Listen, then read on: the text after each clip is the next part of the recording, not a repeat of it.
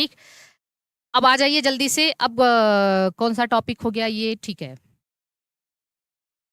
चलिए आज पढ़ा ही देते हैं आप लोगों को MHC या मेजर हिस्टो कॉम्पैटिबिलिटी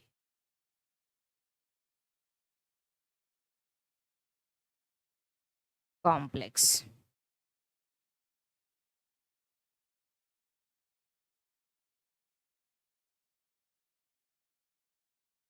तब तक हम कुछ खा लेते हैं। अच्छा, मेजर हिस्टो कॉम्पैटिबिलिटी कॉम्प्लेक्स।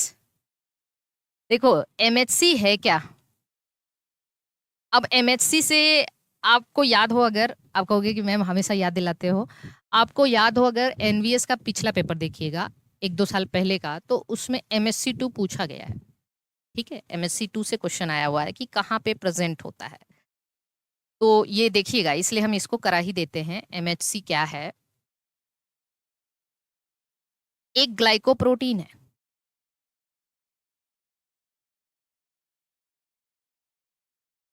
एक ग्लाइकोप्रोटीन, ठीक है। ये सिंथेसाइज्ड कहाँ होता है? सिंथेसाइज्ड इन MHC की सिंथेसिस कहाँ होती है हमारी बॉडी में? तो रफ एंडोप्लाज्मिक रेटिकुलम। ये रफ एंडोप्लाज्मिक रेटिकुलम के अंदर सिंथेसाइज होता है।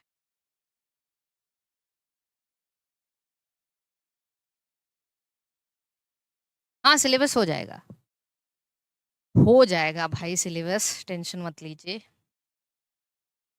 ये सिंथेसाइज कहाँ होता है? रफ एंडोप्लाज्मिक रेटिकुलम के अंदर सिंथेसाइज होता है।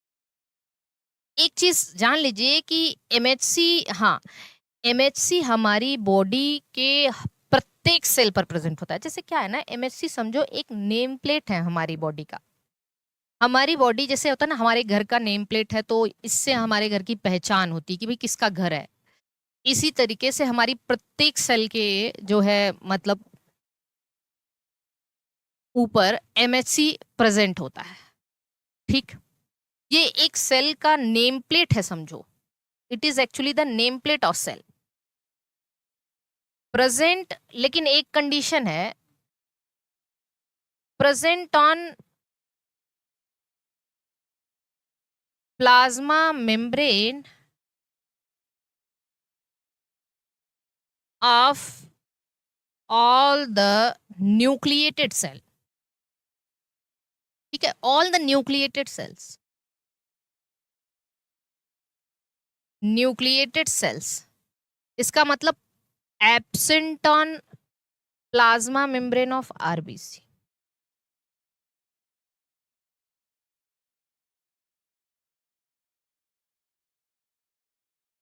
ठीक, समझ रहे हैं? अब यही है present on plasma membrane of all the nucleated cell. Thank you so much best study channel, आप अपना नाम बता दीजिएगा। तो लेकिन ये RBC के ऊपर MHC नहीं होता। ठीक है, देखिए RBC के अंदर क्योंकि बहुत सी सेल ऑर्गन मतलब कोई सेल ऑर्गेनेल नहीं होती है। RBC एक बड़ा इम्पोर्टेंट, जैसे आपने देखा होगा, आपको ये मुझे एक बात बता सकता है कि जब हम पहली बार प्लाज्मा मेम्ब्रेन की डिटेल्ड स्टडी हुई थी, ठीक है, तो RBC के प्लाज्मा मेम्ब्रेन की स्टडी हुई थी। आप बता सकते हो ऐसा क्यों? RBC के प्लाज्मा मेम्ब्रेन की स्टडी हुई थी, है ना। फर्स्ट टाइम जब माइक्रोस्कोप से प्लाज्मा मेम्ब्रेन का कंपोजिशन देखा गया था, तो RBC के प्लाज्मा मेम्ब्रेन का कंपोजिशन देखा गया था। ऐसा क्यों? कोई मुझे बता सकता है कि इसका रीजन क्या है? राम सुयज्ञ, कुछ नहीं पढ़ना है आपको, बस और बस नोट पढ़ना है, बस और कुछ नहीं पढ़ना है। नोट पढ़ना है, रिवीजन करना है, जो संडे रिवीजन होता है वो करना है, जरूरत पड़ने पर टेस्ट सीरीज लेना है। ठीक। कोई बता सकता है ऐसा क्यों? What is the reason behind this कि प्लाज्मा मेम्ब्रेन की स्टडी हुई थी तो RBC की हुई थी? देखो, अगर हमें किसी भी सेल का प्लाज्मा मेम्ब्रेन बाहर निकालना है, ठीक, इकोनॉमिक ऑफ सिंप्लिसिटी, ठीक है, तो हम कोई केमिकल डालेंगे, उस केमिकल से हम प्लाज्मा मेम्ब्रेन एक्सट्रैक्ट करेंगे ताकि प्लाज्मा मेम्ब्रेन निकल जाए। अब मान लो कि एक हम कोई नॉर्मल सेल ले लिए जिसके अंदर न्यूक्लियस है, जिसके अंदर माइटोकॉन्ड्रिया है, जिसके अंदर गोल्जी कॉम्प्लेक्स है, जिसके अंदर लाइसोसोम है, जिसके अंदर वेक्यूल है, ये सारी चीजें। अब सबकी प्लाज्मा मेम्ब्रेन का कंपोजिशन तो सेम ही होता है, सबके पास जो मेम्ब्रेन है वो तो प्लाज्मा मेम्ब्रेन ही है। अब अगर इस नॉर्मल सेल पे आपने कोई केमिकल अप्लाई किया तो न जाने कितनी प्लाज्मा मेम्ब्रेन बाहर आ जाएंगी। किसकी स्टडी करोगे आप? एंडोप्लाज्मिक रेटिकुलम की करोगे कि वेक्यूल की करोगे कि गोल्जी कॉम्प्लेक्स की करोगे कि लाइसोसोम की करोगे कि न्यूक्लियर मेम्ब्रेन की करोगे? सब तो प्लाज्मा मेम्ब्रेन ही है। तो आरबीसी के अंदर ना कोई न्यूक्लियस है, ना जो मेच्योर आरबीसी होता है, ना कोई न्यूक्लियस है, ना कोई सेल ऑर्गेनेल है, एक ही प्लाज्मा मेम्ब्रेन है ही, है ना? एक ही प्लाज्मा मेम्ब्रेन है, बीना जी। तो इस वजह से आरबीसी का जो है स्टडी करना आसान। अब देखना यहाँ पे एमएचसी लगभग हर न्यूक्लिएटेड सेल के अंदर प्रेजेंट होता है के ऊपर एक्सेप्ट आरबीसी। इसका फंक्शन क्या है? इसका फंक्शन है, एमएचसी का फंक्शन है सेल टू सेल रिकॉग्निशन। क्या? Cell to cell recognition. Recognition, एक सेल दूसरे सेल को रिकॉग्नाइज कैसे करे। दूसरा है antigen presentation to T cell. Very very IMP, antigen presentation. T cell का काम ही होता है एंटीजन को, antigen presentation to T cell. अब मेरी बात को ध्यान से समझना, वेरी वेरी आईएमपी। हाँ, अब मेरी बात को ध्यान से समझने की कोशिश करना। जैसे हमारी बॉडी में कुछ ऐसे एंटीजन होते हैं, जैसे हमारी जो भी प्रोटीन डिग्रेड हो गई सपोज करो किसी रीजन से, अब वो जो डिग्रेडेड प्रोटीन है वो भी एक सेल्फ एंटीजन का काम करेगा, ठीक है? उसको भी रिमूव करना है। तो एमएचसी उन प्रोटीन्स को, चाहे वो एक्स्ट्रा सेलुलर या एक्सोजिनस प्रोटीन हो चाहे एंडोजिनस प्रोटीन हो, जिनको हमारी बॉडी में डिस्ट्रॉय करना है, वो एमएचसी उस प्रोटीन को टी सेल को प्रेजेंट करती है। इसीलिए इसको हम कहते हैं, और टी सेल उसको खत्म करते हैं। तो एमएचसी का काम होता है antigen presentation to T cell, चाहे एक्सोजिनस एंटीजन हो या एंडोजिनस एंटीजन हो, उसको टी सेल को प्रेजेंट करते हैं वो, ठीक है? और टी सेल फिर उसको क्या करते हैं? डिस्ट्रॉय करते हैं। तो एक मीडिएटर है समझो एमएचसी, पहली चीज। दूसरी चीज देखिएगा, नेक्स्ट बात हम कर लेते हैं अगली, यहां पे लिखेंगे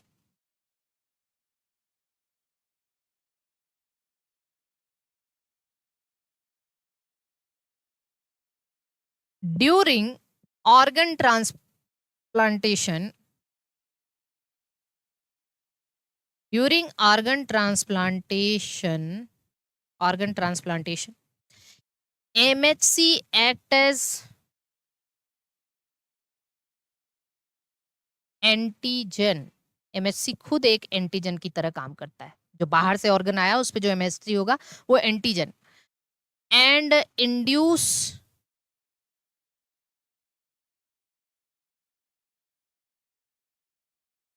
immune response that is cellular immunity को ये प्रोवोक करता है।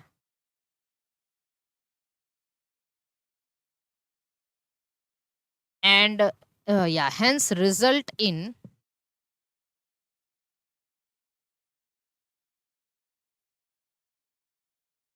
hence results in rejection of graft. During organ transplantation, MHC act as antigen and induced immune response. बाहर से जो भी ऑर्गन आया, मैम एविडेंस चाहिए कि एक्टिनोमॉर्फिन जाइगोमॉर्फिक फ्लोरल फार्मूला में ही रिप्रेजेंट करते हैं। हाँ बिल्कुल करते हैं सौरभ कुमार पांडे। फ्लोरल फार्मूला में भी रिप्रेजेंट करते हैं और फ्लोरल डायग्राम में भी करते हैं। सौरभ कुमार, इसको फ्लोरल फार्मूला और फ्लोरल डायग्राम दोनों में रिप्रेजेंट करते हैं।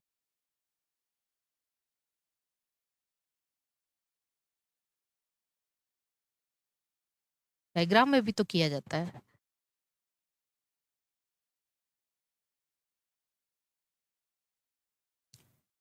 समझ रहे हैं?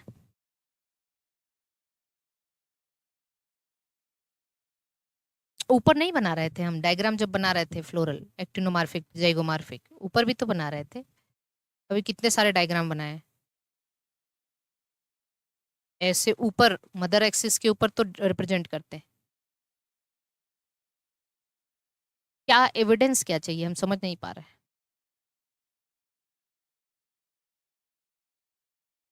हमने पढ़ाया है कि फ्लोरल फार्मूला में रिप्रेजेंट ऐसा नहीं, मुझे तो इस याद नहीं है कि हमने ऐसा कुछ बताया है। रिप्रेजेंट तो दोनों में करते हैं, अगर गलती से कहीं हुआ हो तो उसके लिए क्षमा चाहते हैं, पर रिप्रेजेंट तो दोनों में करते हैं।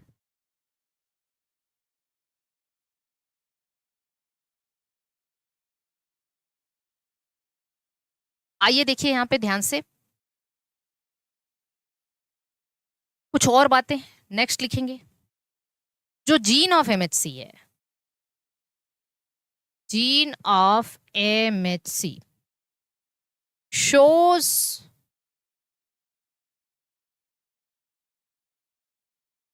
मल्टीपल एलिलिज्म, ये मल्टीपल एलिलिज्म शो करते हैं।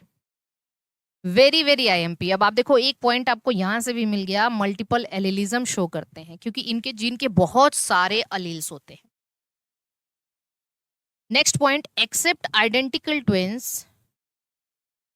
अच्छा, एक और पॉइंट लिखिएगा, ठीक है, एक और पॉइंट लिखिएगा। जीन्स ऑफ एमएचसी या MHC show codominance also.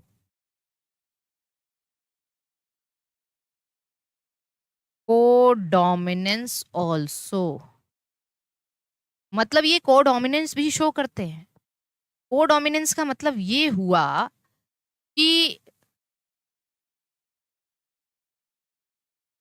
Codominance का मतलब ये हुआ कि भाई देखो, एक पर्सन में तो दो ही अलील होंगे ना। एक पर्सन में दो ही, मल्टीपलिज्म का मतलब पॉपुलेशन के अंदर हम देखते हैं एक पर्सन में दो ही अलील, दोनों इक्वली डोमिनेंट होते हैं, ठीक है। नेक्स्ट लिखेंगे, except identical twins,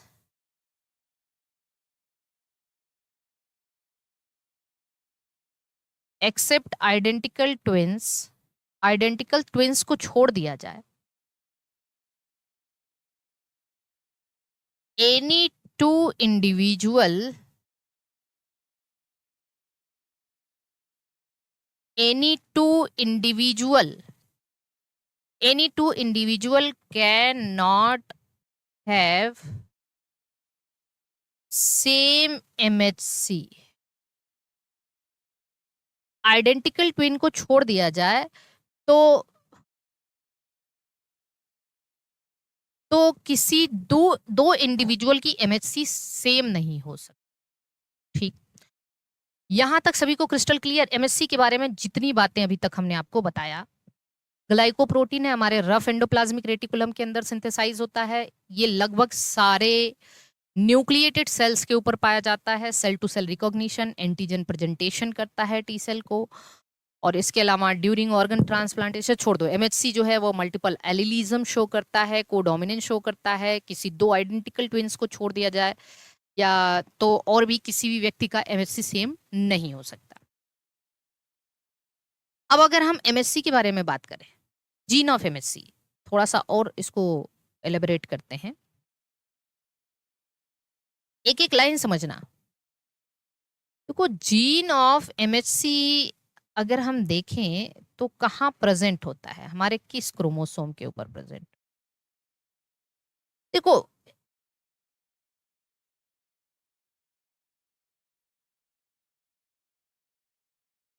in human के अंदर ये क्रोमोसोम 6 पर होता है। और माइस का कभी अगर पूछ लिया तो माइस के अंदर ह्यूमन के अंदर इसका, और ह्यूमन के अंदर एमएससी को कॉल्ड एज एचएलए कहा जाता है, ह्यूमन ल्यूकोसाइट एंटीजन। ह्यूमन के अंदर एमएचसी को एचएलए कहा जाता है, HLA system, human leukocyte antigen.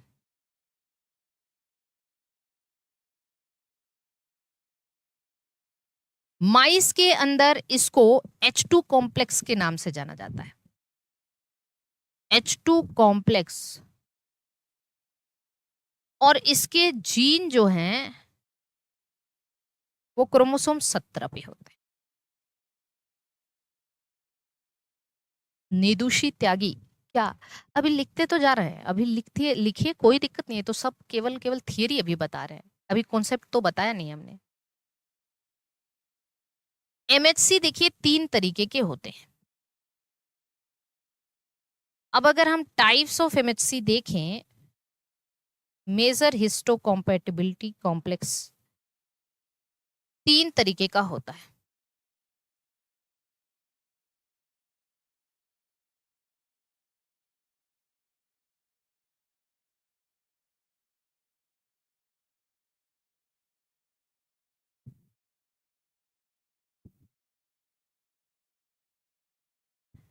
तीन तरीके का होता है। पहला MHC1, दूसरा MHC2 और तीसरा MHC3। अब ये जो MHC1 है ये कहाँ होता है? Present on all nucleated cells except RBCs, है ना। MHC2, यही सवाल आया था, MHC2 वाला, ये MHC2 का आया था, MHC1 का आया था, लेकिन आया था। प्रेजेंट ऑन एंटी कहाँ होता है? Present on antigen presenting cell, APC कहते हैं, एंटीजन प्रेजेंटिंग सेल।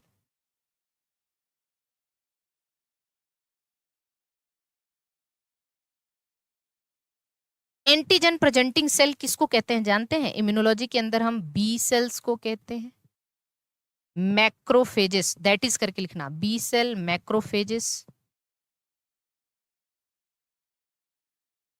और डेंड्राइटिक सेल को कहते हैं।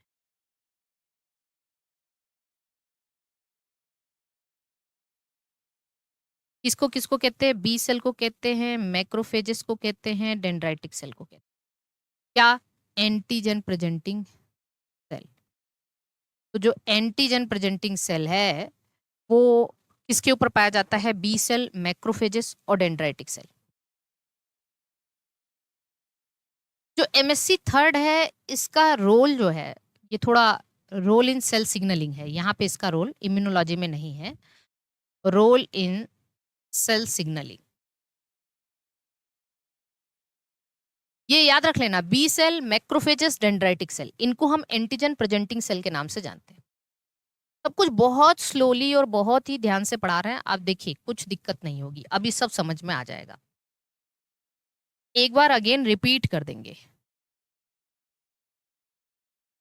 ठीक है, तो इसलिए टेंशन मत लीजिएगा।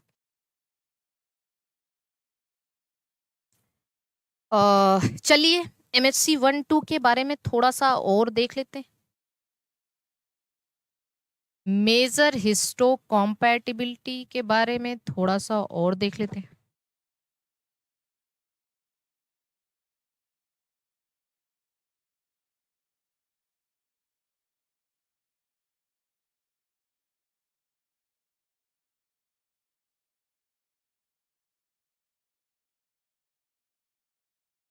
पहली चीज ये जो MHC, अच्छा MHC का काम क्या है?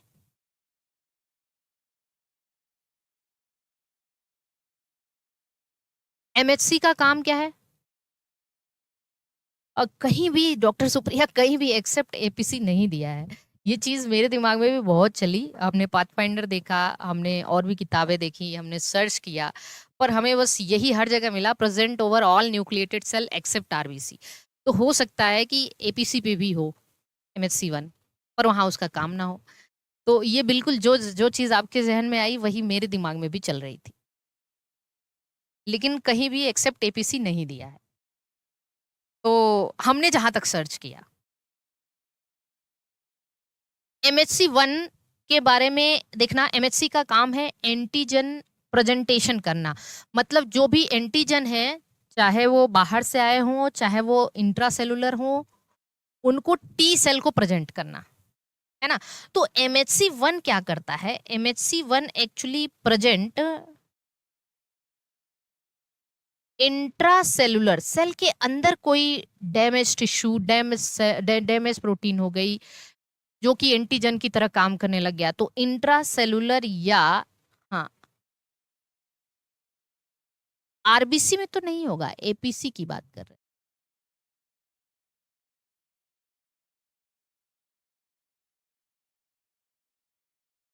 ठीक है, इंट्रासेलुलर या एंडोजिनस, प्रेजेंट इंट्रासेलुलर और endogenous antigen to TC cell. मतलब MHC1 क्या करता है, जो इंट्रासेलुलर या एंडोजिनस एंटीजन है उसको टीसी सेल को प्रेजेंट करता है। प्रेजेंट मतलब उसको लेके जाके देता है। MHC2 क्या करता है, प्रेजेंट एक्स्ट्रा सेलुलर, मतलब सेल के बाहर से, कोई बाहर से आया एक्स्ट्रा सेल्यूलर या exogenous, exogenous antigen to T helper cell, T helper cell को प्रेजेंट करता है। ठीक है, तो ये इंट्रासेलुलर, कुल मिला के कहने का मतलब जैसे सेल के अंदर कोई प्रोटीन डैमेज हुई है, इसको MHC1 क्या करेगा, मान लो ये MHC1 है, इस प्रोटीन को ले जाके टीसी को दे देगा कि भैया ये पकड़ो, तुम अपना काम करो। जैसे कोई प्रोटीन बाहर से आई है, एक्सोजिनस प्रोटीन है, इसको MHC2 क्या करेगा, ये MHC2 है, ये किसको ले जाके दे देगा जानते हैं, ये टी हेल्पर को थमा देगा कि भैया ये प्रोटीन जो बाहर से आई है इसको पकड़ो। टीसी के ऊपर CD8 रिसेप्टर पाया जाता है, इसके ऊपर CD4 रिसेप्टर पाया जाता है, जिससे इसका इंटरेक्शन होता है। अभी हम इसके बारे में बताएंगे। रिसेप्टर हटा दो, नहीं तो अभी आप कंफ्यूज होगे। कुल मिला के कोई अंदर की प्रोटीन है, कोई अंदर ऐसा एंटीजन, मतलब जो इंट्रा सेलुलर या एंडोजिनस प्रोटीन है, जो मान लीजिए कोई प्रोटीन डिग्रेड हो गई है, उसको सेल से बाहर करना है, नहीं तो वो परेशानी क्रिएट कर सकता है। तो MHC1 उसको ले जाके रिप्रेजेंट कर देगा यहाँ अपने, लेके इसको टीसी सेल को दे देगा, और टीसी सेल को कहेगा कि अब तुमको जो करना है करो, साइटोकाइन वगैरह रिलीज करके इसको खत्म करो। कोई बाहर से, मान लो कोई बाहर, या बाहर से वायरस या एंटीजन आया, और ये इसको MHC2 क्या करेगा, इसको MHC2 ले जाके टी हेल्पर को रिप्रेजेंट कर देगा। Are you getting each and everything clearly? जल्दी से बता दीजिए।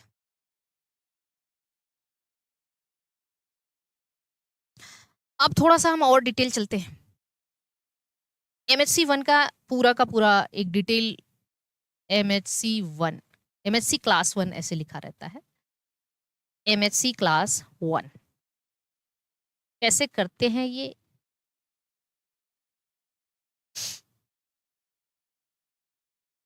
तो MHC क्लास 1 आप देखेंगे, ये जो MHC1 है, ये ग्लाइकोप्रोटीन है, ठीक है, इसमें कोई दिक्कत नहीं। Consist of 2 polypeptide chain, consist of 2 polypeptide chain.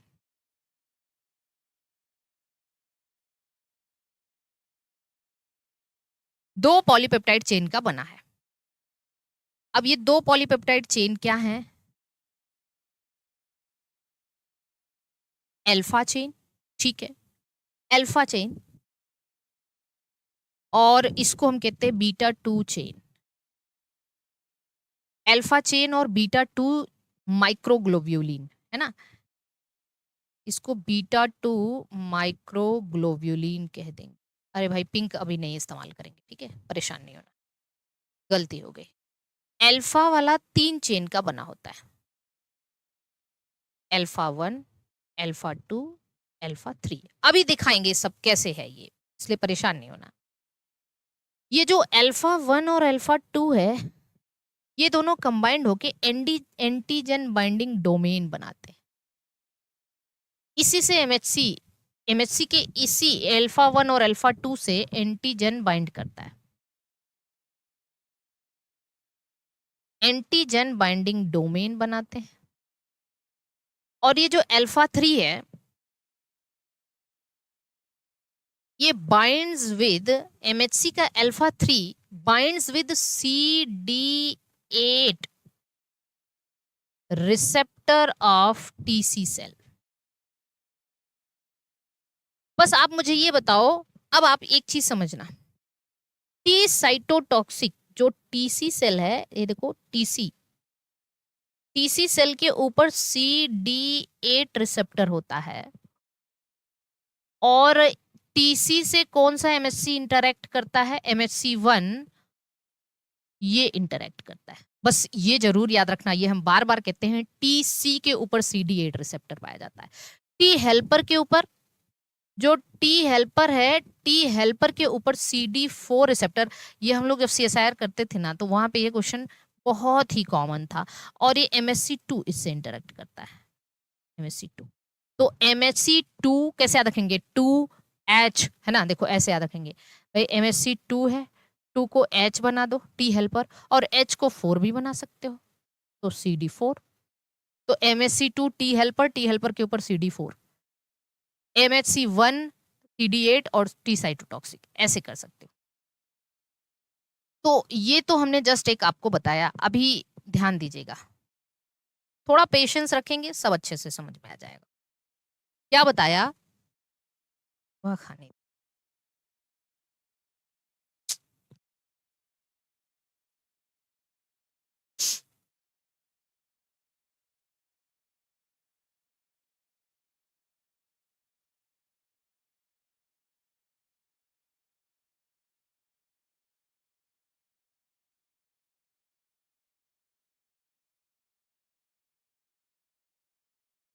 पता ही नहीं खाया कि नहीं, याद आ रहा है खाया, फिर याद आ रहा है नहीं खाया।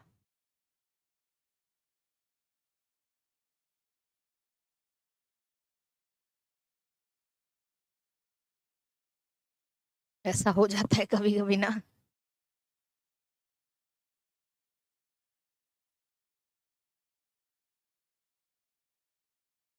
और ये दवाई ऐसी डोज है कि एक और ले लेंगे तो दिन भर सो ही जाएंगे फिर हम तो हो चुकी फिर बस,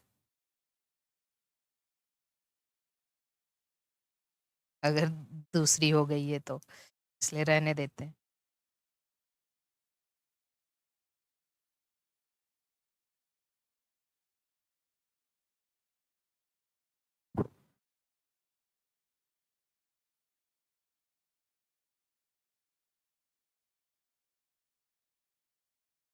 चलो, क्या बता रहे थे पहले, आपको इतना समझ में आया कि MHC1 का हम स्ट्रक्चर देखते हैं, आवाज तो आ रही है ना, MHC1 का स्ट्रक्चर देखते हैं। MHC1 का स्ट्रक्चर ये है कि MHC1 के अंदर दो पॉलीपेप्टाइड चेन है, एक अल्फा चेन है और एक बीटा टू माइक्रोग्लोब्यूलिन है। अल्फा चेन में अल्फा 1, अल्फा 2, अल्फा 3 है। तो जो अल्फा 1, अल्फा 2, अब हम डायग्राम से समझाएंगे इसको, तब आपको अच्छे से समझ में आएगा। जैसे सपोज करो MHC1 सारे सेल के ऊपर है, ठीक है, सारे सेल के ऊपर है, इसका डायग्राम हम ड्रॉ कर रहे हैं। ये मान लीजिए कि ये हमारा प्लाज्मा मेम्ब्रेन है, प्लाज्मा मेम्ब्रेन में ही तो प्रेजेंट होता है ना, ये प्लाज्मा मेम्ब्रेन।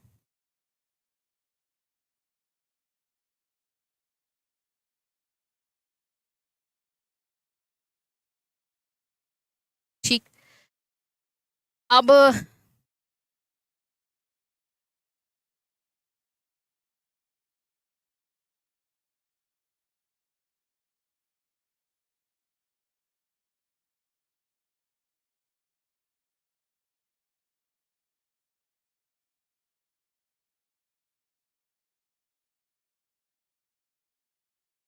ये देखो MHC1।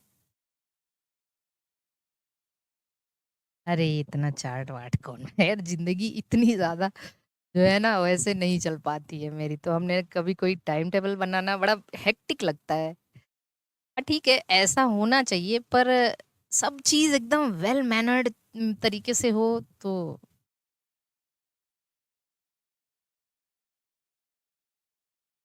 देखो अल्फा 1 अल्फा 2 अल्फा 3 एक चेन हो गया, और बीटा अलग से है, इसके अंदर फिर बॉन्ड इस तरीके से होता है बीटा 2। ये इसका देखो, ये इसका ट्रांस मेम्ब्रेन डोमेन है, जो मेम्ब्रेन के अंदर है, ट्रांस मेम्ब्रेन डोमेन है।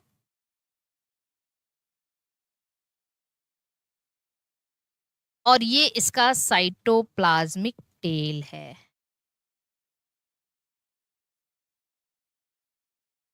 टेल, ये तो भाई प्लाज्मा मेम्ब्रेन है ही, और इधर ये साइटोसॉल है ही। तो आप पहले बताओ, MHC1 का स्ट्रक्चर समझ में आया?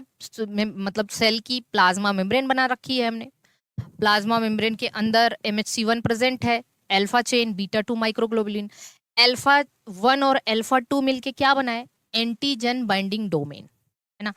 तो अभी ये देखो, ये दोनों ने मिलके क्या बनाया है?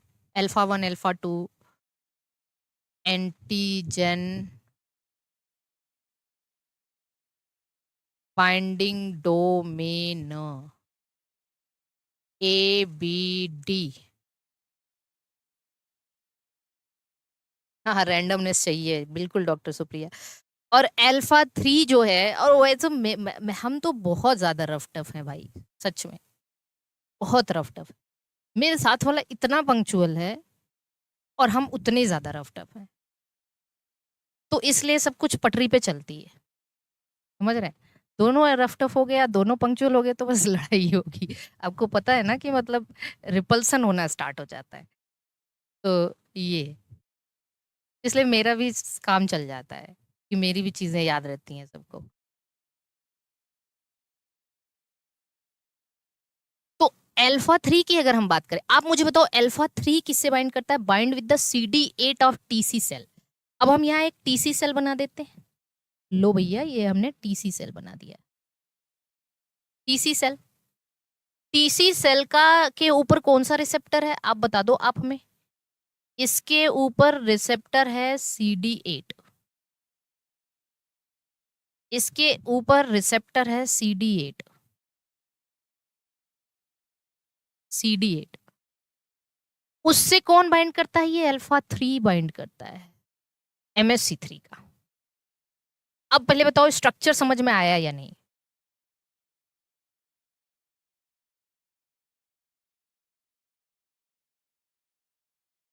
स्ट्रक्चर समझ में आया? तो MHC1 का जो अल्फा 1 अल्फा 2 है, एंटीजन बाइंडिंग डोमेन है। अल्फा 3 CD8 से बाइंड करता है, ठीक है। बीटा 2 का कुछ बहुत रोल नहीं है, वो स्टेबलाइज केवल करता है स्ट्रक्चर को। चलो, अब अभी चलो, अभी एक स्ट्रक्चर बस दिमाग में रखो, अब हम बताते हैं आगे। तो this is actually structure of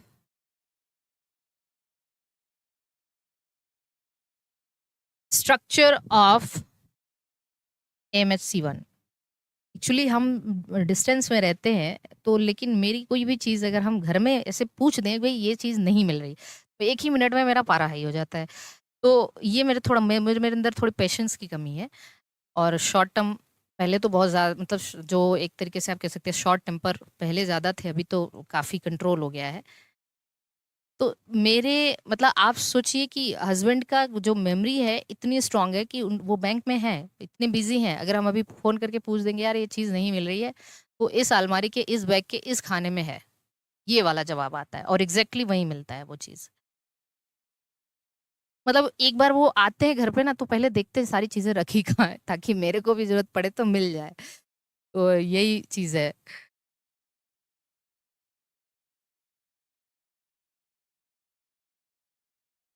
नहीं तो हम तो देने से रहे, हमारा तो ढूंढ ही नहीं पाएंगे हम।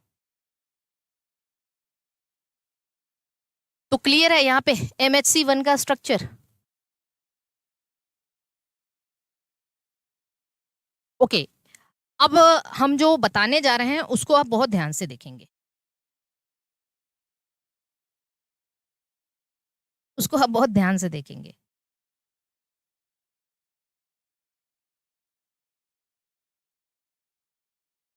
एंटीजन, जैसे मेरे बेटे के अंदर भी यही सारी क्वालिटीज आई। ठीक है। तो उसका भी है। अगर मेरा चश्मा, मेरी मेरी आदत है कि मेरा चश्मा बेड पे ही रहेगा, मेरा चश्मा सोफे पे ही रहेगा। वो ले जाता है, उसको रखता है, क्योंकि वो देखा है ऐसा करते हुए। तो उसको मतलब उसको भी चीजें बड़ी व्यवस्थित पसंद है। तो मुझे लगता है चलो ठीक है, अच्छा कम से कम हम ऐसे हैं, तो और लोग तो ठीक है। Antigen presentation, antigen presentation and processing mediated by MHC।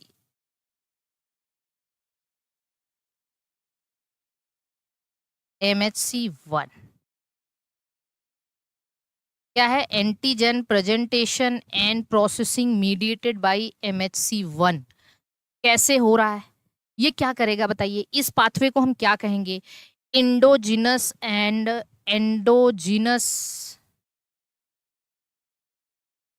या इंट्रासेल्यूलर पाथवे।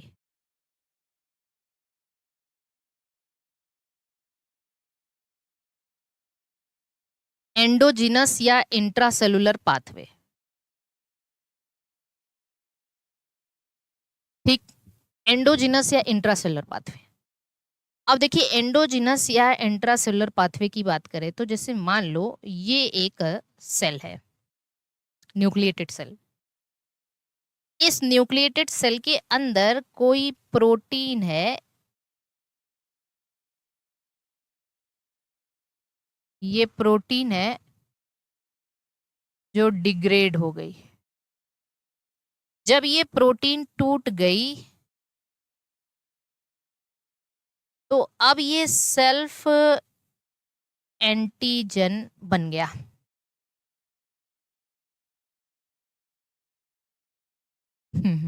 सेल्फ एंटीजन बन गया। सेल्फ एंटीजन, यहाँ आपको न्यूक्लियस दिखा देना है। मान लो ये न्यूक्लियस है, ये क्या बन गया? एक सेल्फ एंटीजन।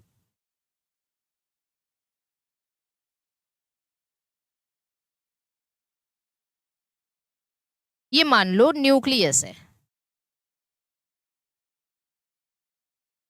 सेल्फ एंटीजन है।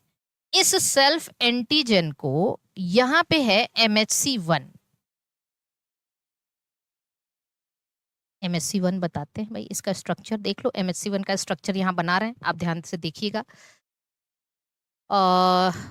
ये अल्फा 3 है, अल्फा 1, अल्फा 2, इसको अलग कर लीजिएगा, है ना। ये क्या है ये बताइए? ये अल्फा 3 है, और ये दोनों हैं, ये दोनों तो आपको पता है अल्फा 1 अल्फा 2 है, इसी के अंदर लिख लेना। ये अल्फा 1 अल्फा 2, और ये अल्फा 3 है, इसी के अंदर लिख लेते हैं। और ये बीटा 2 है। थोड़ा बड़ा बना के लिखिएगा आप। हाँ बिल्कुल, केशव दधीच जी करवा देंगे। ये क्या करता है कि यहां पे है टीसी सेल,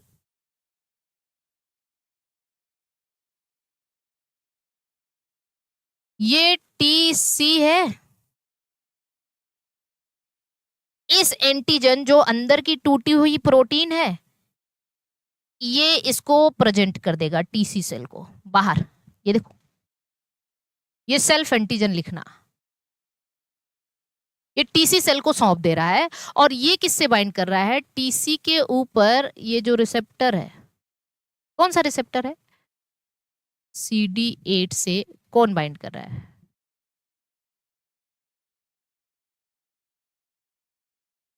जो सेल्फ एंटीजन है, डिग्रेडेड प्रोटीन है, उसको MHC1 ने, ये MHC1 है, MHC1 इसने क्या किया? टीसी सेल को सौंप दिया। अब टीसी सेल ने क्या किया इसके साथ? ठीक है, कोई बात नहीं। टीसी सेल ने मीडिएट किया various chemical process, mediate various processes,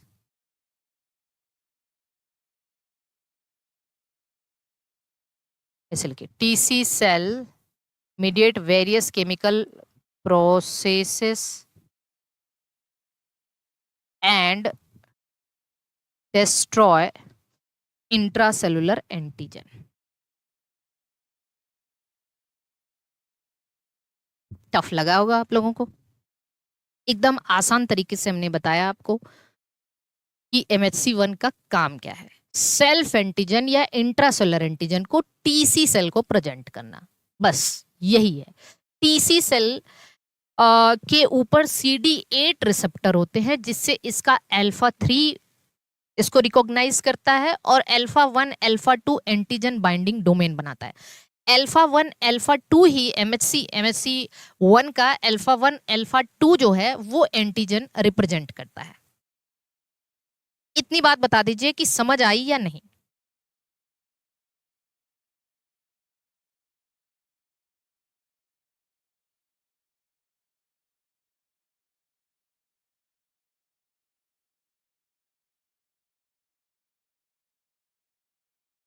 आ गई समझ में ये बात? अब MHC1 के बारे में देख लो आप।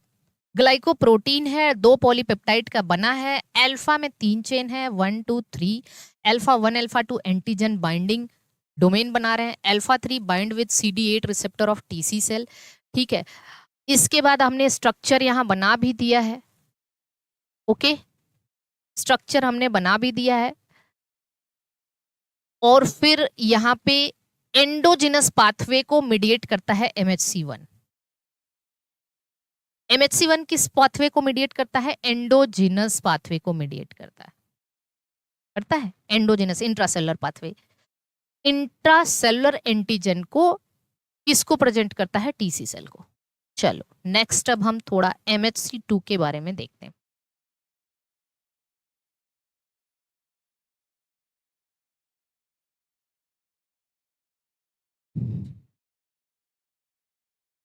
MHC क्लास 2,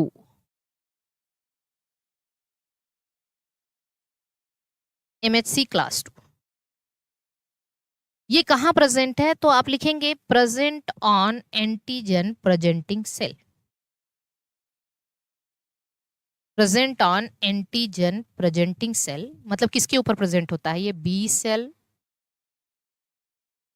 मैक्रोफेजेस और dendritic cell. B cell, macrophages और डेंड्राइटिक सेल, BC कह लेते हैं। इसका काम है, जैसे MHC1 में हमने क्या क्या लिखा था यहाँ पे, हाँ ठीक। MHC2 की अगर हम बात करें तो MHC2 present extracellular antigen to TH cell, ये है ना, प्रेजेंट एक्स्ट्रा सेल्यूलर या एक्सोजिनस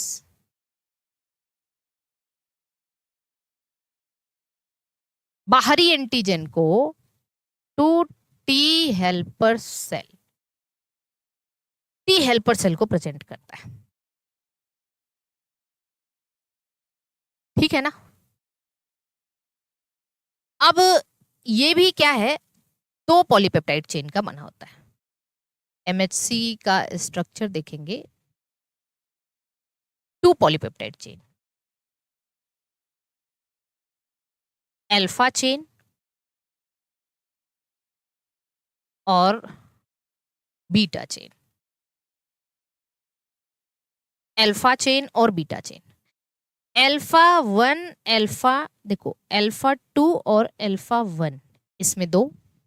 हमने इसको इसलिए लिखा कि यहाँ बीटा वन और बीटा टू, जो अल्फा वन और बीटा वन है, ये एंटीजन बाइंडिंग डोमेन बनाते हैं। क्या? एंटीजन बाइंडिंग डोमेन बनाते हैं। ठीक, तो यहां पे एंटीजन बाइंडिंग डोमेन कौन बनाता है? अल्फा वन और बीटा वन मिलके बनाते हैं। और जो बीटा टू है, एक्चुअली जो बीटा टू है यहाँ पे ध्यान से देखिएगा,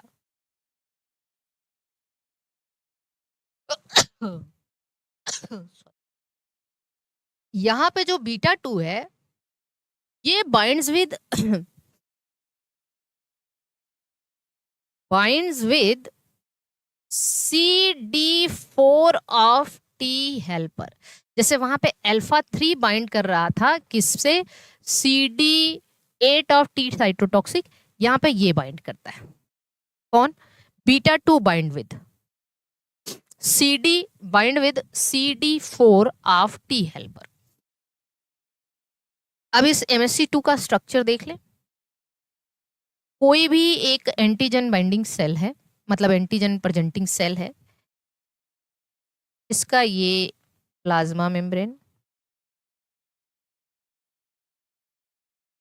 स्ट्रक्चर बना देते हैं इसका।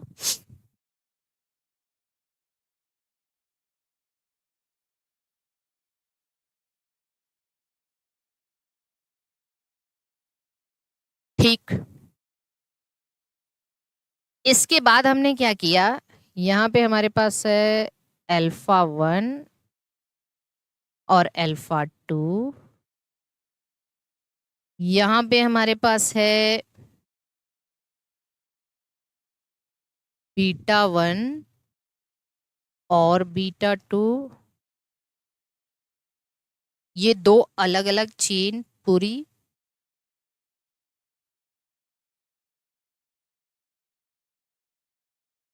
ठीक है,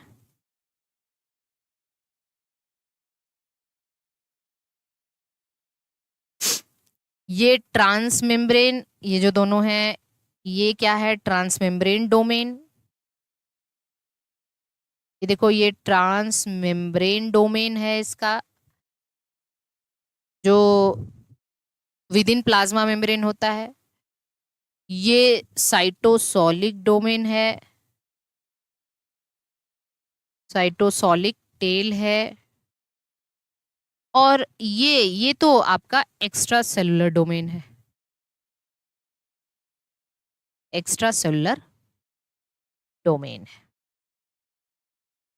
अच्छा, ये अल्फा वन, अल्फा टू, ये बीटा वन, बीटा टू, यही दोनों मिलके क्या बनाते हैं? तो ये दोनों मिलके एंटीजन बाइंडिंग डोमेन बना दिए। ठीक, बीटा टू एक्चुअली किससे बाइंड करेगा? बाइंड्स विद, किससे बाइंड करेगा? CD4 of T helper, CD4 of T helper. इधर साइटोसोल है ही,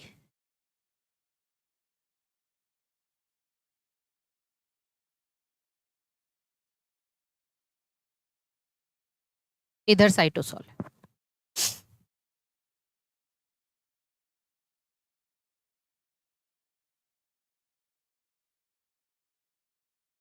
स्ट्रक्चर समझ में आ गया? Structure of MSC2। तो this is what structure of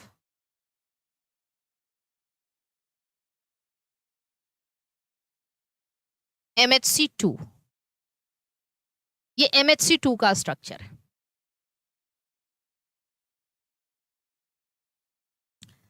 अब हम देखेंगे अगली चीज,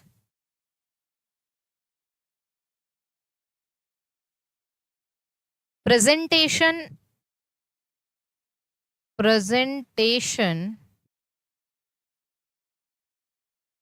and processing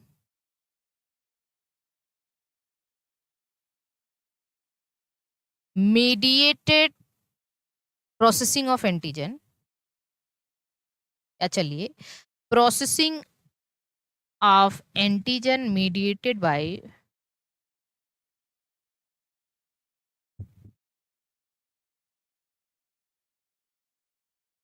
MHC2,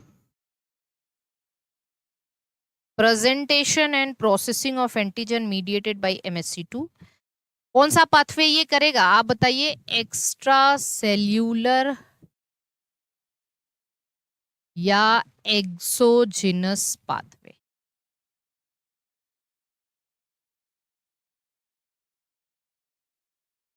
extra cellular या एक्सोजिनस पाथवे?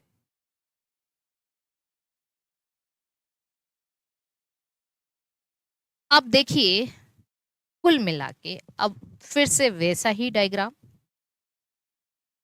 जैसे मान लो ये है हमारा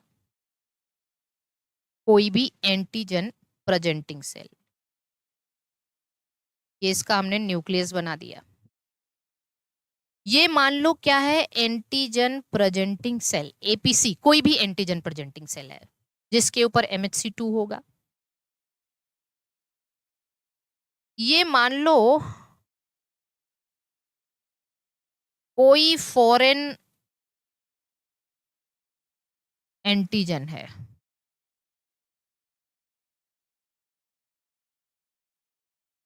अब ये फॉरेन एंटीजन बाहर से आया हुआ एंटीजन है, आ गया सेल के अंदर। इसके ऊपर क्या प्रेजेंट है आप बता दो? अल्फा 1 अल्फा 2 बीटा 2 बीटा 1, है ना? ये अल्फा 1, ये बीटा 1, ये अल्फा 2, ये बीटा 2। इसको कौन प्रेजेंट करेगा? यही तो एंटीजन अल्फा 1 और बीटा 1 एंटीजन बाइंडिंग डोमेन बनाते हैं। इसको प्रेजेंट करेंगे किसको? टी हेल्पर को। टी हेल्पर को इधर बनाओ थोड़ा सा। टी हेल्पर को, टी हेल्पर, और टी हेल्पर के ऊपर कौन सा रिसेप्टर है? CD4, और CD4 से कौन बाइंड करेगा? बीटा 2, और ये इसको प्रेजेंट कर देगा। कौन सा एंटीजन है ये कौन सा एंटीजन है? फॉरेन एंटीजन है, या एक्स्ट्रा सेलुलर एंटीजन है, या एक्सोजिनस एंटीजन है? ये एक्सोजिनस एंटीजन है, exogenous antigen.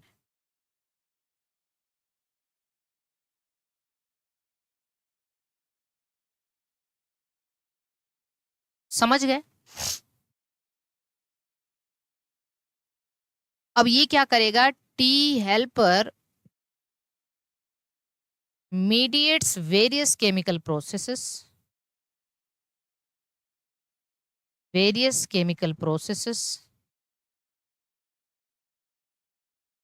to destroy foreign or exogenous antigen. बता दीजिए एक बार सभी लोग, क्रिस्टल क्लियर है क्या यहां तक? टी हेल्पर सेल ने क्या किया? टी हेल्पर के ऊपर CD4 है, CD4 से बीटा 2 जो है वो इंटरेक्ट करता है, बीटा 2 इंटरेक्ट करता है, यह हमने बनाया है। Beta 2 bind with the CD4 of MSC, CD4 of T helper.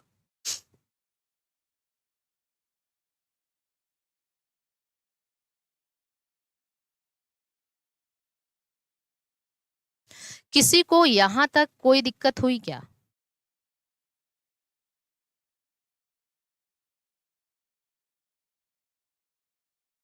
अच्छा, क्रिस्टल से भी ज़्यादा clear. Thank you so much.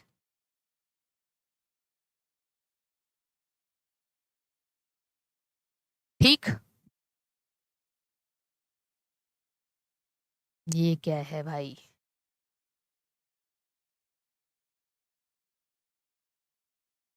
अब आइए लास्ट में हम बस और बस डिफरेंशिएट कर देते हैं दोनों के बीच, इतना भी याद हो जाए कम से कम। Difference between MHC1 and MHC।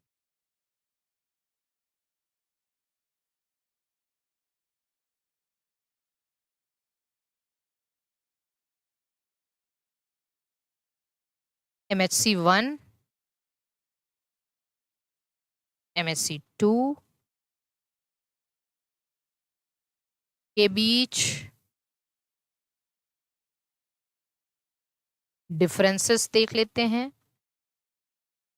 मजा आया है पढ़ के? नहीं? अच्छा अच्छा अच्छा, चलिए, बहुत अच्छी बात। और इसी से हम लोग कितना डरते हैं ना, MHC जैसे नाम ही है, MHC major histocompatibility complex.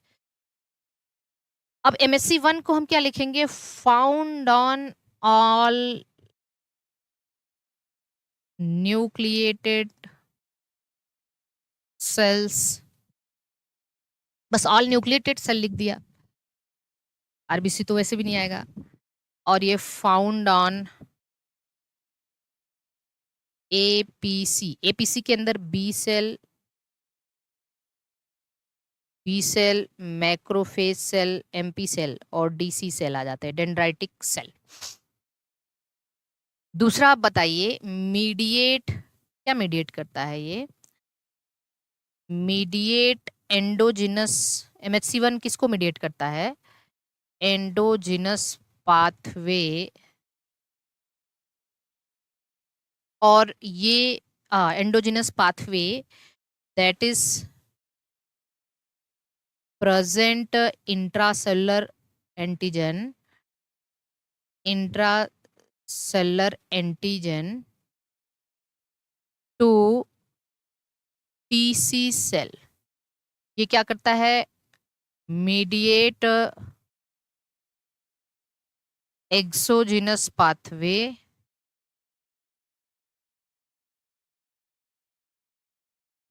That is present. किसको प्रेजेंट करता है? Extracellular antigen to T helper cell. T helper cell. फिर इसमें antigen binding domain, antigen binding domain क्या है? इज α1 एंड α2, है ना? यहां antigen binding domain, antigen binding domain is α1 and β1। ठीक। यहां α3 रिकॉग्नाइज या α3 binds with, α3 binds with, α3 binds with CD8 of TC। यहां β2 binds with CD4 of T helper. ठीक। यहां पे साइज ऑफ एंटीजन, जो एंटीजन का साइज है 8 to 10 एमिनो एसिड होता है, इतने को डिस्ट्रॉय करता है। यहाँ पे जो साइज ऑफ एंटीजन है, जो बाहर से आया हुआ एंटीजन है, ये 13 to 18 एमिनो एसिड का होता है। एमिनो एसिड लिख लीजिए।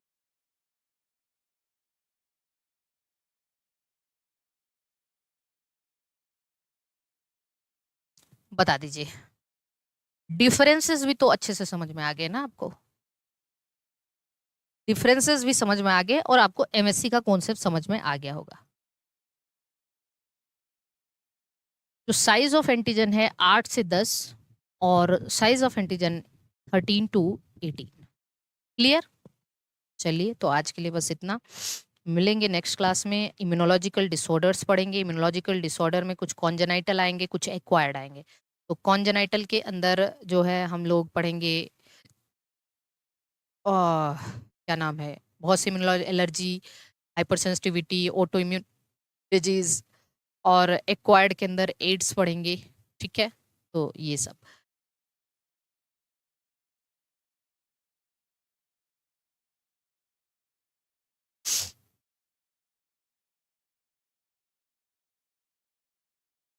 ओके, बाय बाय सभी को, ऑल द बेस्ट। मिलते हैं नेक्स्ट क्लास में।